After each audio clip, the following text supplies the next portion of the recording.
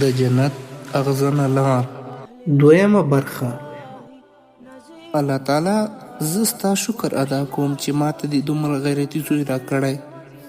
عظام او کورنۍ یې په دوهمه ورځ د کندهار په هوایي ډګر کې له تیارې راښکته شول.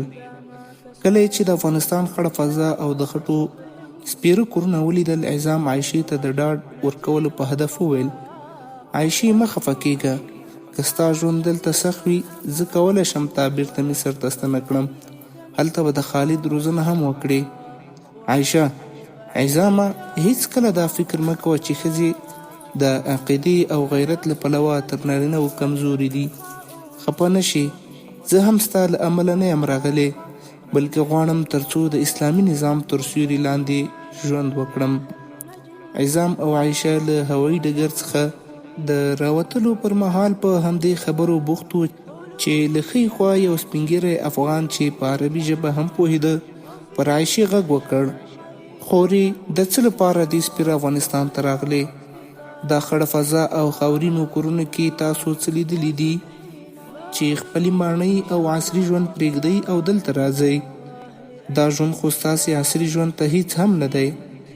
عایشې: وروره، ته پوهېږي چې ښه ژوند ماڼۍ، موټر او پیسې نه دي، بلکې ښه ژوند هغه دی چې روح دی آرام او خوښ وي. موږ په مصر کې هر څه درلودل، خو روحي آرامي مو نه درلوده. ته پوهېږې چې دې سپېرو کورو ته په راتګ نن زه دومره خوشحاله یم لکه کعبې شریفې ته چې راغلی یم. زه دلته روحي آرام هغه چې زه ورپسې راغلی یم هغه دا چې د اسلام تر سیوري لاندې ژوند وکړم. زه راغلی یم چې خپل زوی خالد ته په اسلامي نظریه او فکر سمبال وروزم، تر څو د نایټ کلب پر ځای مدرسې ته لاړ شي. ته پوهېږي چې موږ هلته هر څه درلودل، برق، عصري ژوند او تلویزیون چې تاسو ترې محروم یاست، خو تاسې هغه څه لرئ چې موږ یې دلته په راتللو مجبور کړو. تاسې اسلامي نظام لرئ چې هر څه مو په امن کې دي، نه مو څوک عقیدې ته په سپکه کتلی شي، نه څوک پر حجاب او ږیره ریشخند وهلی شي، او نه هم څوک ستاسې ناموس ته په بد نظر کتلی شي. تاسې عمر لرئ، هغه عمر چې په دومره ستر پاچاهي کې تر اوسه بانکي اکاونټ نه لري. عمر سره له پاچاهۍ دومره عاجزه دی چې له ملګرو سره یو ځای پر کمبله کښېني. ستاسې عمر ولې د واک، نوم، نښان، پیسو او ماڼیو شوق نه لري، بلکې د اسلام خدمت تر هر څه غوره ورته ښکاري. موږ ته هم ستاسې د ملا محمد عمر مجاهد غوندې د اسلام خدمت او اسلامي نظام تر سیوري لاندې ژوند تر ماڼیو، برق او پیسو غوره ښکاري. موږ د الله تعالی لپاره هجرت کړی او امید دی چې الله تعالی به یې راڅخه قبول کړي. عظام د عایشې د هرې خبرې په اورېدو چې د عایشې د کلک عزم او هوډ ښکارندویي کوله ډېر خوشحاله کېده او په زړه کې د الله تعالی شکرونه ادا کول چې رب په دین مین مېرمنه ورنصیب کړې ده. د عایشې د خبرو له ختمېدو وروسته سپین ږیري افغان عظام ته د بلد او شناخته دوست په څېر کلکه غاړه ورکړه او ښه راغلاست یې ورته ووایه. عظام هم حیران شو چې دې سړي د نږدې قریب او دوست په څېر ستړي مشي ورسره وکړه، ځکه سپین ږیری له څېرې او شکل څخه هم افغان معلومېده. جامې او رنګ یې هم بیخي مصریانو ته ورته نه وې. عظام له ستړي مشي وروسته سپین ږیري ته وویل: بابا، ډېره بښنه غواړم، سفر مې زیات ستړی و، دماغ یې راته ستړي کړي، زما څخه هېر شوی یې او ډېره بښنه غواړم، لومړی ځان راوپېژنه. سپین ږیری: تا زه ونه پېژندم. عظام: نه، باور وکړه، زه هم د شرم احساس کوم چې ولې رانه هېر شوی یې، خو لږ نقل راکړه، کیدی شي بیا دې وپېژنم. سپین ږیری: ورور دې یم. عظام: ورور؟ سپین ږیری وویل: هو، ورور دی. عظام: زه خو ورور نه لرم. سپین ږیری: ولې؟ زه نه یم. عظام: څنګه؟ سپین ږیري: د کلمې ورور دی یم. الله تعالی په قرآن کریم کې موږ ټول سره ورونه بللي یو. عظام چې کله د سپین ږیري خبره واورېده له سترګو یې اوښکې راغلې. سپین ږیری یې په غېږ کې ونیو او په ژړغوني غږ یې وویل: والله چې ته زما ورور یې، شکر چې ورور مې پیدا کړ. سپین ږیري سړي عظام په مخ مچ کړ او ورته ویې ویل: موږ ستاسې د پښو خاورې یو، تاسې خو زموږ د سردار محمد صلی الله علیه وسلم له قوم څخه یاست چې موږ یې سیدان نوموو. موږ څومره بختور یو چې ستاسې غوندې کسان زموږ میلمانه دي. د عظام حالات بیخي بدل شول.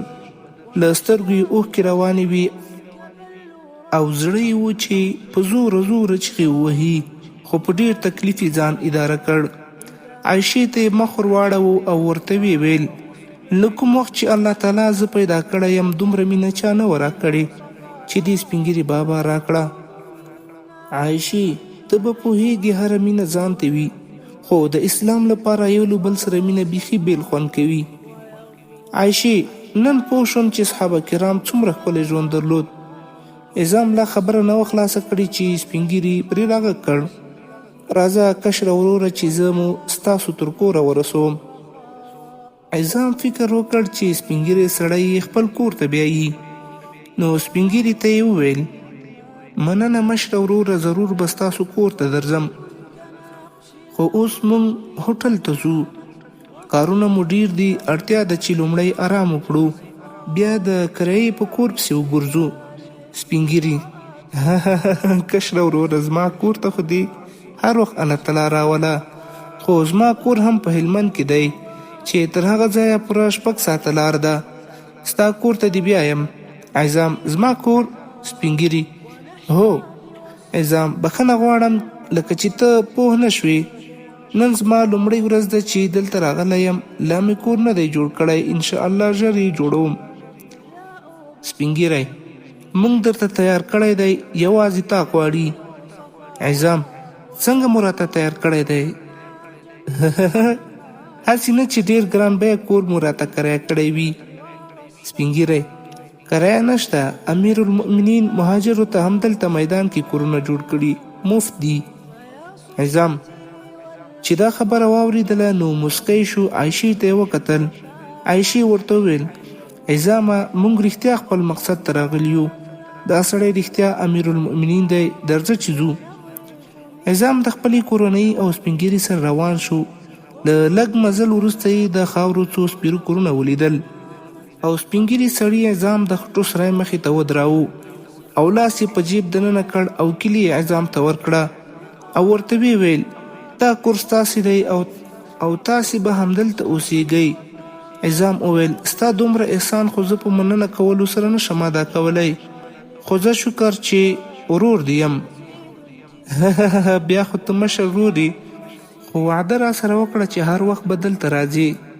سپین ږیری: هو انشاءالله، که ژوند وو، خو اوس تاسې آرام وکړئ، نور ملګري به انشاءالله تاسې ته د خوراک د انتظام لپاره راشي.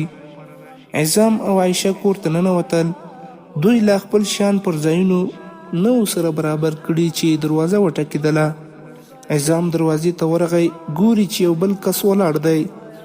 لومړی یې پر عظام سلام وکړ، بیا یې کلکه غېږه ورکړه او ستړي مشي یې ورسره وکړه او عظام ته یې وویل: زه د امیر المؤمنین لخوا تاسې ته راغلم، هغه پر تاسو سلام وایه او دا لیک یې تاسې ته رالیږلی دی. عظام مننه ترې وکړه او لیک یې پرانیست. په لیک کې داسې لیکل شوي وو: زه ملا محمد عمر مجاهد له تاسو ډېره بخښنه غواړم چې تاسو ته مې یو د خاورو کوچنی کور درکړ. رښتیا هم ستاسې غوندې نازولو خلکو لپاره به په داسې کور کې ژوند سخت وي، خو باور وکړه موږ هم په نظامي جنگ اخته یو. د زیاتو ملکونو لخوا را باندې اقتصادي بندیزونه لګېدلي، همدا مو وس کې پوره دي. الله تعالی شاهد دی، کمې له وس څخه پوره وای تاسې ته به مې بنګلې هم جوړې کړې وای، خو موږ خپله هم په همداسې کورونو کې ژوند کوو.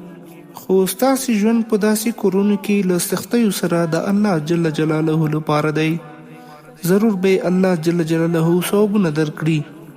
الله جل جلاله دې زموږ او ستاسې څخه راضي شي. عظام اخري توري په داسې حال کې ولوستل چې د سترګو اوښکې پر کاغذ راتوی شوې. بیا عظام قاصد ته وویل چې پر امیر المؤمنین باندې زما سلام وایا او ورته ووایه چې زما مور او پلار دې تر تا صدقه شي.